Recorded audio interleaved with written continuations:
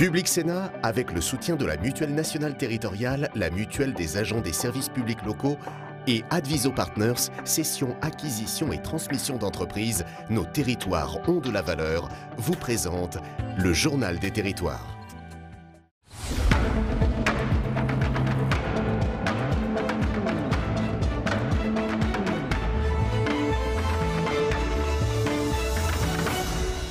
Bonjour à tous et bienvenue dans notre édition en 3 parties, le JT des territoires dans un instant que je vais vous présenter avec les télés locales de France et le réseau VIA Télévision, puis Territoire Sénat avec l'invité politique. Ce matin c'est Damien Abad, le vice-président des Républicains, qui sera en direct sur ce plateau. Enfin l'actualité parlementaire et sénatoriale en dernière partie d'édition avec Territoire Sénat. Voilà, dans un instant c'est le JT des territoires et je vous y retrouve.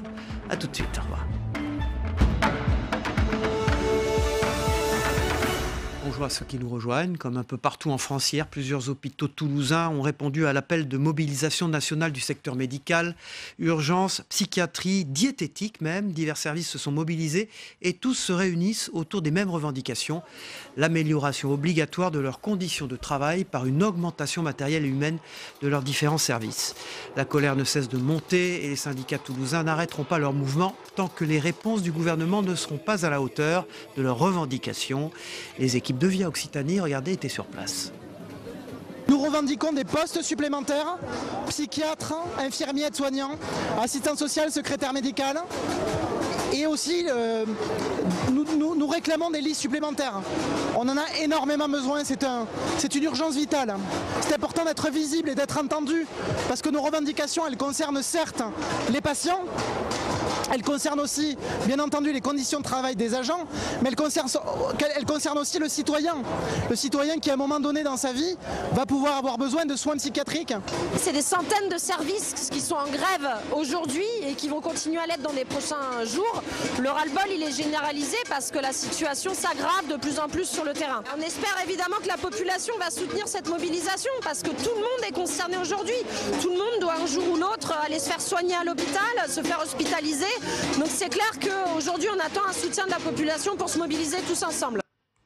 Retour en Île-de-France, alors que les inégalités se creusent, l'Institut d'aménagement et d'urbanisme de la région parisienne vient de publier un rapport sur les inégalités croissantes en Île-de-France et c'est la Seine-Saint-Denis qui confirme son statut de département le plus pauvre. Regardez ce reportage de Cédric Dandreville de Via Grand Paris, notre partenaire. C'est la région la plus prospère d'Europe. Pourtant, en Île-de-France, les inégalités se creusent. Une réalité confirmée par une récente étude réalisée sur la période 2001-2015. Sur cette carte, plus sévère, plus le niveau de revenus des ménages est important. À l'inverse, en rouge, les communes les plus pauvres. Un rouge particulièrement marqué en Seine-Saint-Denis, département où la pauvreté ne cesse de s'accroître. On fait vivre aujourd'hui à nos populations une situation qui est complètement inadmissible, complètement inacceptable. À un moment donné, à force de tirer sur la corde, elle finit toujours par casser. Quelque part, les gilets jaunes ont montré cette réalité-là, et c'est cette même réalité. Et je ne souhaite pas que ça explose, mais s'il n'y a pas de signe, c'est sûr que nous serons confrontés à, des mouvements d'explosion sociale. 10 km au sud, les Lilas, aux portes de Paris. Dans cette commune, les voyants sont au vert, avec plus de ménages riches et moins de pauvres, une exception dans le 93. Mais ici aussi, le maire en appelle à un rééquilibrage est-ouest, et ce, au niveau métropolitain. Il faut donner beaucoup plus de moyens à la métropole pour qu'elle puisse s'engager résolument dans la correction de ces inégalités. C'est possible, hein, c'est tout à fait possible. On voit bien dans des villes qui ont eu une politique du logement par quartier qui consistait à demander, par exemple, aux promoteurs immobiliers de mettre dans les plans locaux d'urbanisme l'obligation de construire du logement social sur chaque programme d'envergure. Cela fait plusieurs mois que les élus du 93 tirent la sonnette d'alarme, notamment depuis mai 2018, date de publication d'un rapport parlementaire pointant les nombreuses carences de l'État en Seine-Saint-Denis. On part dans le nord maintenant. Grâce à un don reçu par la mairie, la ville d'Hondschot, à quelques kilomètres de Dunkerque, a décidé de faire profiter de chèques carburant ses habitants. Ils sont à utiliser dans les stations-service du village. Un coup de pouce plutôt bien accueilli par la population. Plus de 1000 personnes sont concernées. Les explications de Caroline Fichten de WEO TV dans le Nord. Regardez. Catherine habite Onscott et fait le plein comme toujours à la station du village. Elle travaille à Coudekerque, 40 km aller-retour à parcourir quotidiennement. Alors le chèque carburant de 40 € offert par la mairie a été apprécié. Moi je fais une quarantaine de kilomètres par jour. Donc c'est vrai que c'est facilement un bon 100 € par mois qui passe dans l'essence. Donc une bonne idée finalement. Ah, excellente. Comme elle, tous les actifs d'Onscott peuvent bénéficier de ce petit coup de pouce. La mairie, qui a reçu un don de 100 000 €, a choisi d'en faire bénéficier les habitants sous la forme d'un chèque carburant dont le montant varie en fonction de la distance domicile-travail. 1600 personnes sont concernées.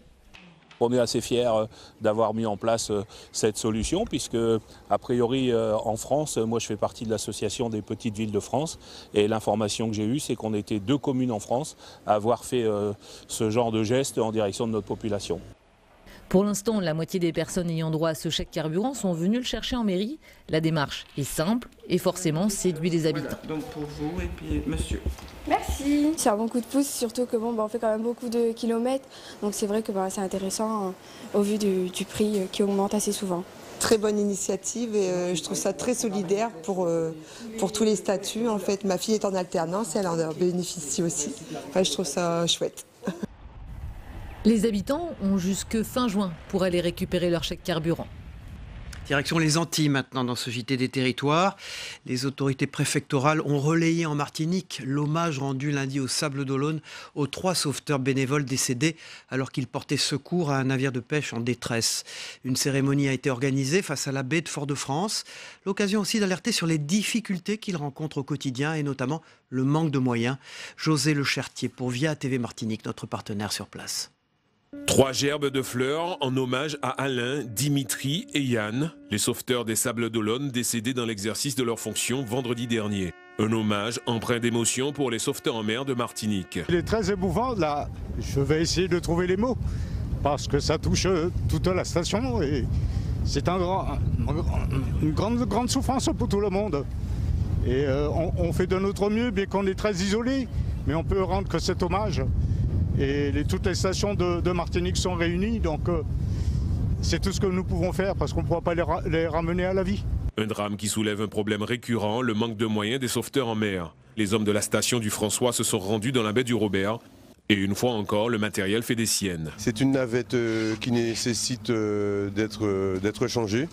Nous avons 2 moteurs qui ne fonctionnent pas correctement, qui nécessitent quand même un entretien régulier, mais qui ont déjà un certain nombre d'heures, donc effectivement qui méritent d'être changés. Nous avons besoin de moyens performants, de moyens en état, et quand on sait que le bateau, c'est ce qui nous permet de secourir, mais aussi qui nous permet d'être en sécurité. C'est notre 2e moyen nautique, l'autre moyen nautique est actuellement immobilisé. Nous attendons des livraison de pièces qui arrivent de métropole et donc nous avons besoin également de moyens financiers pour pouvoir financer ce matériel. Si l'État aide financièrement les sauveteurs en mer, les stations sont à 80% autonomes. Elles doivent trouver les fonds nécessaires pour subsister et venir en aide à la population. L'État contribue. Le président de la République a annoncé un doublement annuel de l'aide de l'État,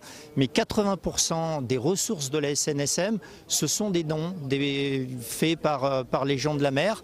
Donc il faut le savoir, je le dis aux plaisanciers, je le dis à tous les amoureux de la mer, il faut aider la SNSM pour qu'elle ait les moyens d'assurer le secours en mer. La SNSM organise le 29 juin différentes opérations afin de sensibiliser le plus grand nombre à la cause du sauvetage en mer. Le prix de l'essence flambe depuis maintenant plusieurs mois, vous le constatez. Pour faire des économies, il vaut mieux limiter ses déplacements et covoiturer dès que possible. À Plougastel, justement, certains habitants se mobilisent depuis 2 ans pour réhabiliter l'autostop.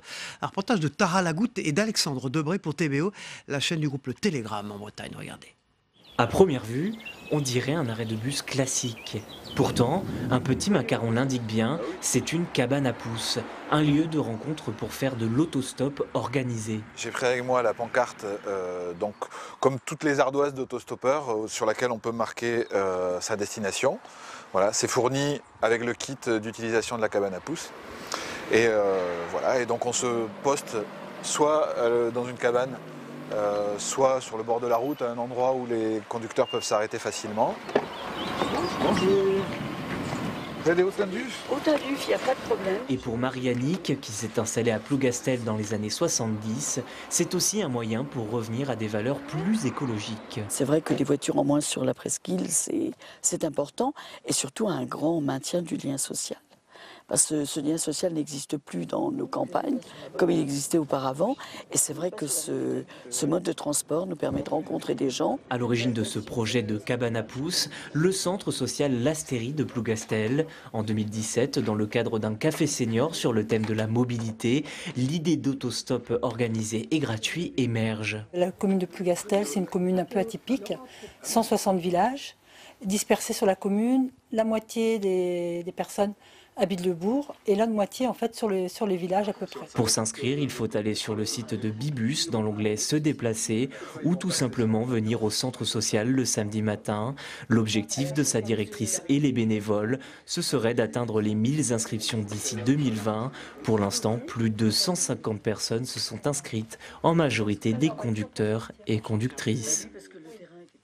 Voilà, on continue avec la revue de presse, des unes de la presse quotidienne régionale. Dans un instant, à tout de suite. Bonjour Saveria, on démarre avec la une du Télégramme. Santé, le mal est profond ce matin. 3 mois de bras de fer et un conflit qui se durcit et s'enlise. 95 services sont aujourd'hui en grève en France aux urgences. Les personnels jugent les premières annonces de la ministre Agnès Buzyn insuffisantes. Le mouvement s'est déclenché à la suite de plusieurs agressions du personnel des urgences d'hôpitaux de l'Est parisien au cœur des revendications. Une hausse des salaires de 300 € net par mois, une augmentation des effectifs et une sécurisation des locaux pour faire face justement à un afflux toujours plus important de patients.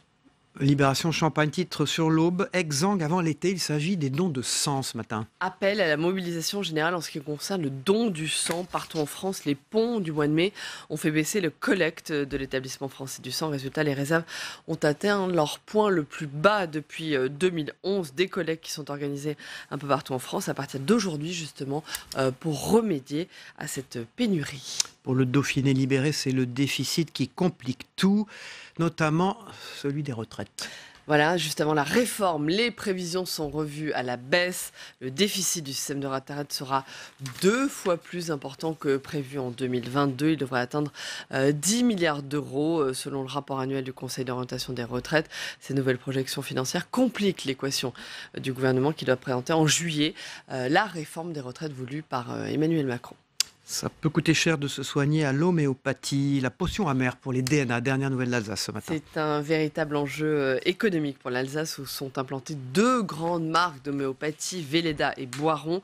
Velleda par exemple qui emploie 400 personnes à Huningue, des emplois menacés en cas de déremboursement de certains produits. Les 2 laboratoires vont être auditionnés aujourd'hui par la Haute Autorité de Santé qui dans un avis provisoire préconise justement de dérembourser l'homéopathie. Et on l'attendait cette une de Sud-Ouest, elle est sur Donald Trump. Pourquoi Trump menace nos vins ce matin ? Donald Trump va-t-il ouvrir un nouveau front commercial contre le vin français ?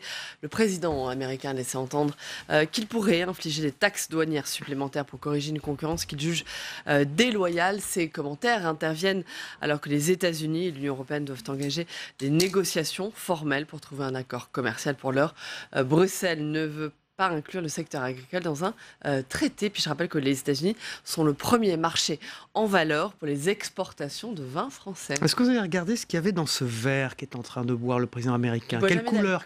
C'est quelle couleur ? C'est rouge ou c'est marron ? Je ne sais pas, mais Donald Trump ne boit jamais d'alcool. D'accord. Jamais de vin en tout cas. Coca-Cola ou vin, on ne saura pas. Heureusement. À la une de Sud-Ouest aujourd'hui, Donald Trump qui boit du vin ou du coca dans un verre de vin. Ça dépend comment on regarde la photo. Merci Saveria. On se retrouve en troisième partie de cette édition pour l'actualité sénatoriale. Tout de suite, c'est le Club de la Presse. Hubert Coudurier et Guillaume Doyen sont avec nous.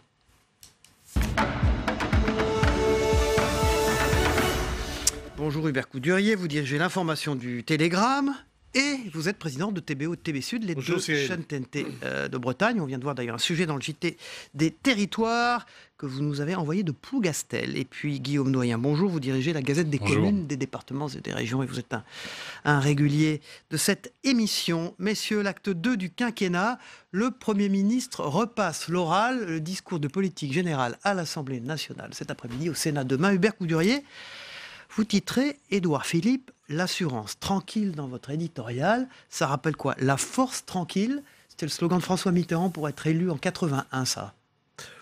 On n'en est pas là. Il n'est pas encore candidat à la présidence de la République, et moins encore à la mairie de Paris. On verra. Ce qui est sûr, c'est qu'avant les élections européennes, on le donnait partant, remplacé par plusieurs noms circulés, Jean-Yves Le Drian notamment, qui n'en voulait pas. Finalement... C'est sûr, vous avez des informations là-dessus? Non, mais il faisait partie des noms. Mais en fait, ce qui s'est passé, c'est que la droite s'est effondrée lors du scrutin, et que la droite traditionnelle, et que l'électorat de droite s'est reporté massivement sur la République En Marche, sur le thème voilà, Macron est notre seule issue pour éviter le chaos. Du coup, les actions de celui qui était perçu comme un techno à cause des 80 km/h, parce qu'il avait un peu reproché au président de lâcher trop vite 10 à 15 milliards d'euros pendant la crise des Gilets jaunes, ces actions sont reparties à la hausse. D'autant plus qu'il a eu le bon goût, contrairement à François Fillon sous Nicolas Sarkozy, qu'il trouvait un peu dispendieux, de ne pas se plaindre, et de ne pas étaler ses états d'âme. Il est apparu comme relativement solide, droit dans ses bottes, élégant et surtout soumis au président de la République, qui du coup lui fait ce cadeau d'un deuxième discours de politique générale à l'Assemblée, mais qui ne sera pas précédé, comme la dernière fois, par un discours en congrès du président qui a considéré qu'il avait déjà bien donné avec sa conférence de presse et la sortie de crise des Gilets jaunes. Édouard Philippe, il va être donc relégitimisé, Guillaume Doyen, c'est ça? On est passé du techno sympa mais un peu fade, de la version 1 du quinquennat au Premier ministre plus solide, plus droit dans ses bottes, si j'ose dire, mais qui a devant lui d'abord quand même de gros défis. Le premier, c'est de ne pas se faire déborder sur sa gauche, parce qu'en réalité, il s'est consolidé, mais bien à droite. Vous l'avez dit, en effet, l'électorat de LR s'est reporté sur lui. Donc, enfin, s'ils viennent à remplacer LR, les marcheurs vont se trouver avec d'autres problèmes.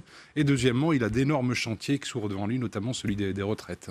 Il a un gros avantage, il vient de la droite, il vient d'LR, c'est donc un avantage politique aujourd'hui. Ça le situe bien politiquement, si vous voulez, mais le en même temps marche plus du tout. Alors, moi je pense qu'il n'a jamais fonctionné, mais enfin il faisait illusion un peu quand même.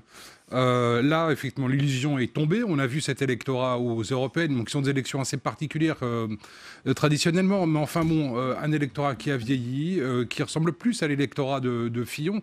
Donc si vous voulez, là, s'il remplace finalement cette droite traditionnelle, il va s'ouvrir sur sa gauche un autre front. Probablement. Reste à savoir qui le mènera. Peut-être les écolos, peut-être une faction composée d'écolos, d'anciens socialistes, que sais-je encore. C'est que c'est un proche d'Alain Juppé, Hubert Coudurier. C'est quoi? C'est le triomphe posthume du juppéisme? Je ne sais pas si on peut parler du triomphe posthume du juppéisme. Vous dites ça parce que vous êtes bordelais.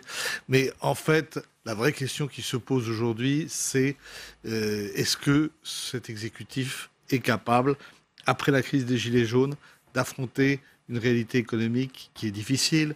On voit déficit sur l'assurance maladie, déficit sur les retraites. Les retraites, oui. 2 gros projets de loi, réduire l'assurance chômage en fait, comme l'ont fait les Allemands lors des réformes Hartz.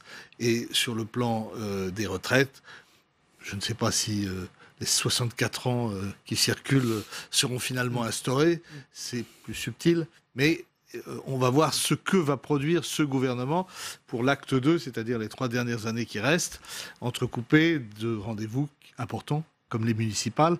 C'est pas parce que la République En Marche triomphe aux européennes, on triomphe relativement, qu'il n'y aura pas un rendez-vous plus difficile au municipal. Les grandes manœuvres sont en route, on l'a vu avec l'appel des 72 maires. Mais si vous voulez, qu'est-ce que ce gouvernement est encore capable de produire? On le voit sur le dossier de l'assurance, enfin de la santé, dont on dit que les urgences ne sont que le symptôme. Il y a des mesures à prendre.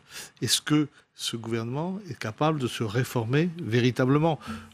La gauche, de toute façon, elle est totalement éparpillée aujourd'hui.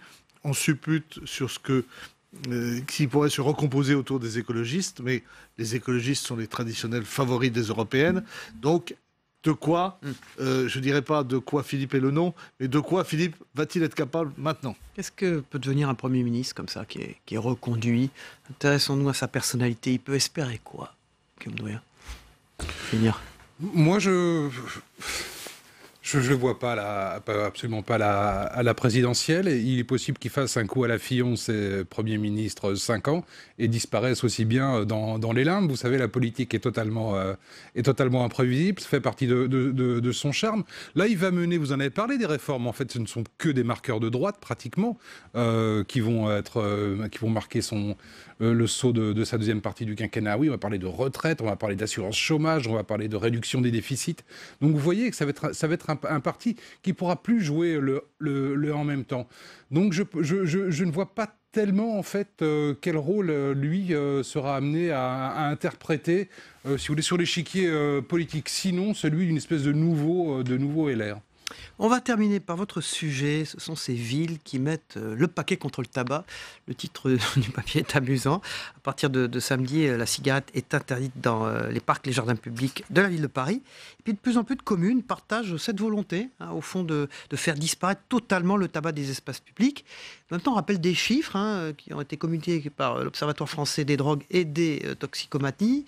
Le tabac serait en recul un peu partout, chez les jeunes en tout cas. C'est plus à la mode de fumer, comme ça l'était dans les années 50-60. 6% chez les collégiens en moins 4% chez les lycéens. Un tiers des lycéens indiquent quand même tout de même avoir essayé le cannabis. Alors, ça va participer à cette extinction de la mode de fumer. Je ne sais pas, il y a le prix qui va jouer aussi. Plus que ça. Mais j'ai amené ce sujet pour vous montrer à quel point, si vous voulez, l'action aujourd'hui des collectivités locales dans la santé publique peut être importante, si vous voulez. C'est plus simplement le prix du paquet de tabac, mais c'est aussi sur le terrain interdire de fumer dans les parcs et jardins, que ce soit à Paris, que ce soit à Strasbourg, que ce soit sur les plages, un certain nombre de plages de Marseille. C'est pas la révolution, mais ça rappelle aux gens, au fond, d'abord que c'est mauvais pour la santé et que le tabac, si vous voulez, est chassé petit à petit des espaces publics, quoi. Et donc, ce sont ces politiques de santé publique locales qui se semblent intéressantes. Est-ce qu'on aurait pensé avant? Non, pas vraiment. Mais si on parle de tabac, on parle aussi de la pollution que génèrent les mégots, et on parle aussi de la pollution, plus encore, on peut parler de la pollution routière. Donc, c'était pour signaler à quel point, aujourd'hui, vous ne pouvez plus mener une politique de santé sans vous appuyer sur les villes, sur les métropoles, etc. Hubert Coudurier, ceux qui parlent de restriction des libertés, ils ont raison ou pas? Dans quel domaine? Là, par exemple, on peut fumer nulle part. On entend cette petite musique on aussi. voit quand même que la politique de prévention est assez efficace concernant le tabagisme. Il faut quand même réaliser que la Flower Generation, partie de Californie dans les années 60, c'est terminé. C'est fini. Maintenant, il y a des préoccupations de santé publique. Le politiquement correct a sans doute envahi aussi l'espace.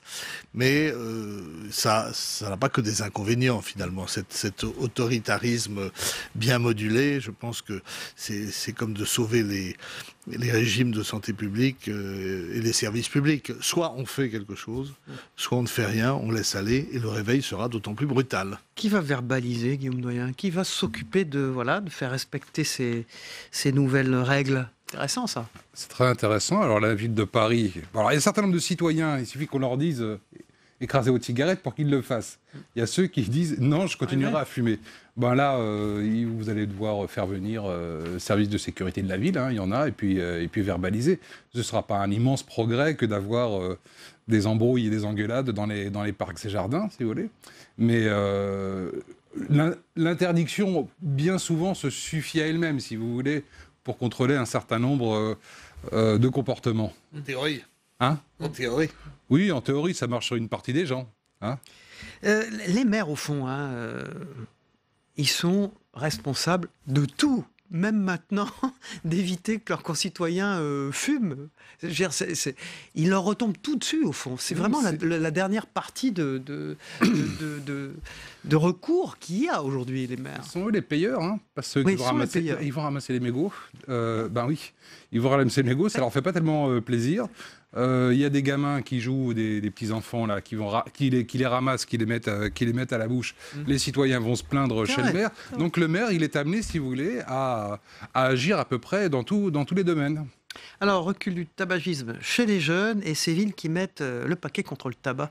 Le titre est drôle, c'est dans la Gazette des communes et puis l'éditorial d'Hubert Coudurier dans le Télégramme aujourd'hui. Édouard Philippe, l'assurance tranquille. On revient, messieurs, bien sûr, sur tout cela en deuxième partie d'émission, puisqu'on reçoit ensemble tout à l'heure Damien Abad, le vice-président des Républicains. On reviendra donc sur la déclaration de politique générale, le discours du Premier ministre à l'Assemblée cet après-midi. Pour l'instant, c'est la météo des territoires. Alors, vous allez voir, là, ça se refroidit vraiment partout, sur toute la France. On se retrouve juste après. La météo vous est présentée par l'Assemblée des départements de France.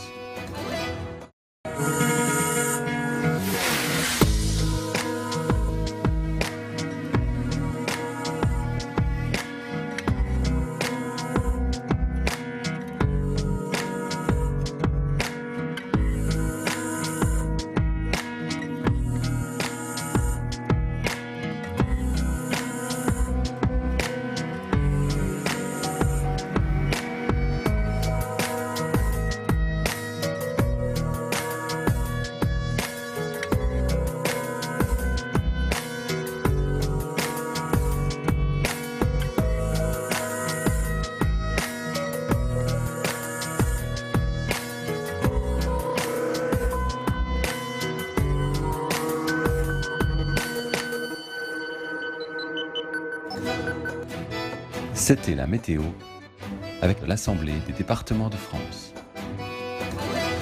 Voilà, dans quelques minutes, c'est Damien Abad, le vice-président des Républicains, qui sera invité en direct sur ce plateau à répondre à nos questions dans Territoire d'Info. Pour l'instant, on se rend de l'autre côté du monde. On part pour la Russie, le Botswana, le Mali, avec le Zap Monde 2, TV5 Monde, et puis la prestation de serment d'un nouveau député colombien, ancien dirigeant des FARC en Colombie, en Amérique du Sud. On se retrouve juste après, à tout de suite.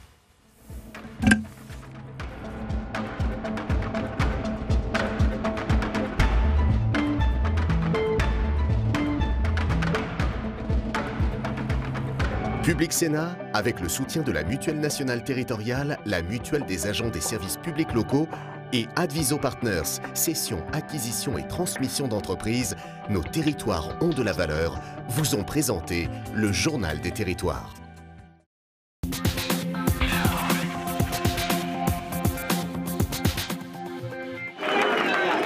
Cris de joie et embrassades à l'annonce du verdict. La justice décriminalise mardi l'homosexualité interdite dans le code pénal du Botswana datant de 1965. Jusqu'à aujourd'hui, les relations entre personnes de même sexe étaient passibles d'une peine pouvant aller jusqu'à 7 ans de prison. Les militants attendaient avec fébrilité ce verdict. Les arguments en faveur de la dépénalisation, c'est le droit d'expression, le droit à la vie privée, le droit aussi à une protection égale pour tous par la loi. C'est le monde à l'envers. Le Kremlin a volé au secours d'un journaliste injustement accusé. Ivan Golunov en a pleuré de joie. Stéphane Leroyer. J'ai lu beaucoup d'histoires sur le fait que des drogues pouvaient être cachées. Je n'aurais jamais pensé que ça pouvait m'arriver. Jamais pensé non plus certainement que l'affaire se terminerait de la sorte. Ce jeudi, les autorités russes ont en effet totalement disculpé Ivan Golunov. Les policiers qui l'ont arrêté seraient suspendus et 2 responsables de la police moscovite limogés. Une décision rarissime à la mesure de l'indignation et de la mobilisation qu'a suscité cette affaire en Russie ces derniers jours. Ils ont pilonné les villages de 17h à minuit. Donc ils criaient, à chaque tir, ils disaient Allah Akbar, Allah Akbar. Pendant des heures, ces hommes s'acharnent sur ce village d'Ogon de près de 300 habitants. Ils tuent hommes, femmes, enfants, abattent leurs animaux, incendient leurs maisons. Apparemment, c'est le même mode opératoire qu'à Ogosagou le 23 mars dernier. Ogosagou, un autre village de la région, Peul celui-ci, où quelques 160 personnes ont été décimées au mois de mars. Les tueurs de Sobamda ont-ils voulu venger les victimes d'Ogossagou? Faut-il exclure la piste islamiste? Depuis 2015 et la naissance du groupe djihadiste d'Amadou Koufa, qui recrute d'abord parmi les Peuls, les affrontements se multiplient. Une cérémonie discrète ce mardi dans un bureau du Parlement à Bogota, la capitale colombienne. En fait, la prestation de serment d'un nouveau député, Zeuxis Posias Hernandez, beaucoup plus connu sous son nom d'ex-dirigeant des FARC, Jesus Santrich. Le président colombien conservateur Iván Duque s'est opposé à l'entrée au Parlement de Zeuxis Hernandez, dont il demande la suspension du mandat.